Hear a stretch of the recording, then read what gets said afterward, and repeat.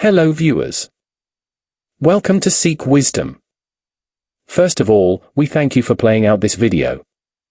Today, we present you the summary of the book, Rich Dad Poor Dad, written by Robert Kiyosaki. Rich Dad Poor Dad is a modern classic of personal finance and our favorite finance book of all time. We hope you like it. Let's get started. Many of us are too afraid of being branded as a weirdo in order to exit the rat race. We let the two main emotions everyone has around money dominate our decisions, fear and greed. That's why we still stick to the outdated mantra, go to school, go to college, get a job, play it safe. When in reality no job is safe anymore. In this book, emphasis is given to educate yourself financially, as we receive no financial education in school or college. The author starts learning about money from the age of 9. Name of the book comes as author gets guidance on financial wisdom from two fathers. His real father, who was a professor who earned a lot yet always struggled financially, termed here as poor dad, and father of his friend Mike, who is an entrepreneur who left school at an early age, ended up as one of the richest people in Hawaii, termed here as rich dad. Kiyosaki often tried to understand the perspective of both his rich dad and poor dad. However, his rich dad's advice is what helped him gain knowledge of finances and acquire wealth. Advice from Rich Dad is based on 6 lessons. They are: The Rich Don't Work for Money, Why Teach Financial Literacy, Mind Your Own Business, The History of Taxes and the Power of Corporations, The Rich Invent Money, and Work to Learn Don't Work for Money. Rich Dad teaches Kiyosaki and his friend how to be wealthy and successful by working for his every Sunday at the age of 9. Let's start with the 6 lessons in detail. Lesson 1 is, The Rich Don't Work for Money. The meaning of lesson is often misunderstood. The truth is that the majority of rich people do work very hard, but they go about it differently than most people do. Rich people work and learn every day how to put money to work for them. As Rich Dad says, the poor and middle class work for money. The rich have money work for them. Having a regular job is just a short-term solution to the long-term problem of creating wealth and financial freedom. It's fear that keeps most people working at a job, the fear of not paying their bills, the fear of being fired, the fear of not having enough money. That's the price of studying to learn a profession or trade, and then working for money. Lesson 2 is why teach financial literacy. If you look around yourself, you will find plenty of financially ignorant people. People earning more than average salaries, but still overburdened with debts, always struggling financially. It is because they don't know how to deal with money. First thing to understand here is the difference between an asset and a liability. An asset is something that has value, that produces income or appreciates, and has a market where the asset can easily be bought and sold. Assets produce income. Assets appreciate.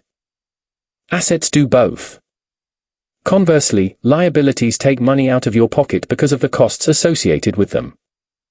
Assets are stocks, bonds, real estate that you rent out, royalties, and anything that generates money and increases in value over time. Liabilities can be cars with monthly payments, a house with a mortgage, and of course debt. Want to grow rich? Concentrate your efforts on buying income-producing assets. When you truly understand what an asset is, keep liabilities and expenses low, you'll deepen your asset column. Here comes lesson 3, mind your own business. Here author wants reader to clarify not to consider your profession as your business. If you are a salaried employee, you are working in someone else's business and making them rich. Instead, focus on increasing your own assets. First priority for this is, pay off your debts and start investing in income-producing assets as soon as possible. Next, stay financially healthy by spending your time and investing as much of your money as possible in assets. Adopt the mindset of work to learn instead of work to earn. Pay yourself first each month and set aside some money each month to buy books, courses, and attend seminars on personal finance to start building your financial IQ. Next lesson is about history of taxes and power of corporations. Notice that employees who work for somebody else spend their money post-tax, while business owners earn and spend before paying tax. To better play at this, spend time to understand the importance of financial IQ, which is based on 4 areas: accounting, investing, understanding markets, and the law. The first step toward building wealth lies in the mindset of managing risks instead of avoiding them. Also, learn about investments to understand that it's better to not play it safe because you'll miss big potential rewards. Treat the money as if it's gone forever and you'll worry less about losing it. Even risky investments are not gambling if one knows what they are doing. It becomes gambling if you're just throwing money into a deal and praying. Financial intelligence is knowing how to take good opportunities that come your way, which comes to next lesson: the rich invent money. Inventing money means finding opportunities or deals that other people don't have the skill, knowledge, resources, or contacts for. There are two types of investors. 1. Investment packages are bought by people who entrust their money to a developer or fund manager. This is the way that most people invest, such as buying shares of an ETF or putting money into a real estate crowdfunding venture.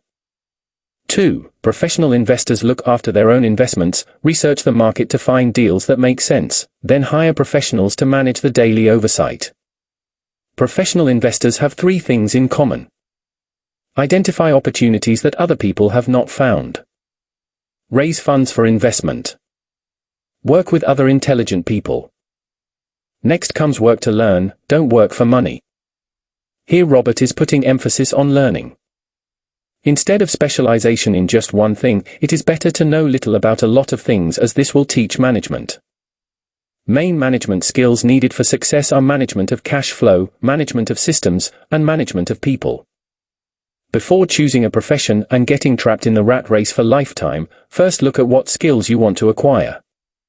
Now let's have a look at the obstacles on this path.